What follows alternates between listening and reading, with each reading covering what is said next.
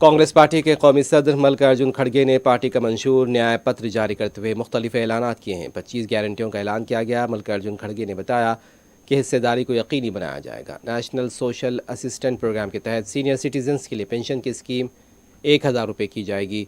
ज़ात पात की मरदमशुमारी कराने का भी ऐलान किया गया है। सीनियर सिटीजन्स के लिए कानूनी इमदाद फराहम की जाएगी ताकि वह मुख्तलिफ केसेस के लिए मुख्तलिफ कानूनी रहनुमाई हासिल कर सके। पब्लिक ट्रांसपोर्ट यानी कि रेल और सड़क के लिए सीनियर सिटीजन्स को खुसूसी रियायत दी जाएगी।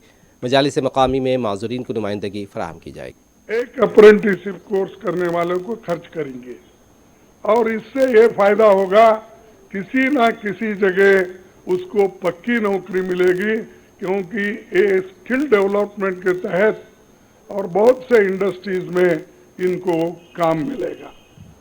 नारी न्याय के तहत गरीब परिवार की महिला को सालाना 1 लाख की मदद देंगे। कोई तालियां नहीं बजा रहे, क्या बात है? गरीब परिवार की महिला को सालाना 1 लाख की मदद देंगे और किसान न्याय के तहत किसानों की कर्ज माफी और एमएसपी कानून की गारंटी भी हम देंगे।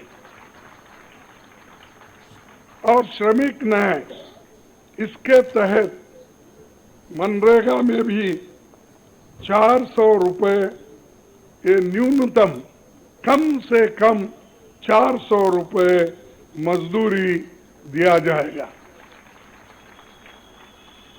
हिस्सेदारी न्याय में सामाजिक आर्थिक समानता के लिए हर व्यक्ति और हर वर्ग की गिनती या जातीय जनगणना होगी, जिससे सबको फायदा होगा।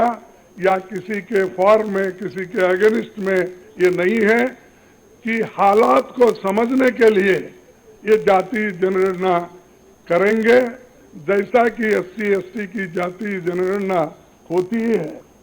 और वैसा ही जो पिछड़े लोग हैं और भी ये अपर कास्ट में भी गरीब लोग हैं, सबकी हालत क्या है ये जानने के लिए हम जातीय जनगणना कराएंगे और इसका फायदा हर वर्ग को मिलेगा।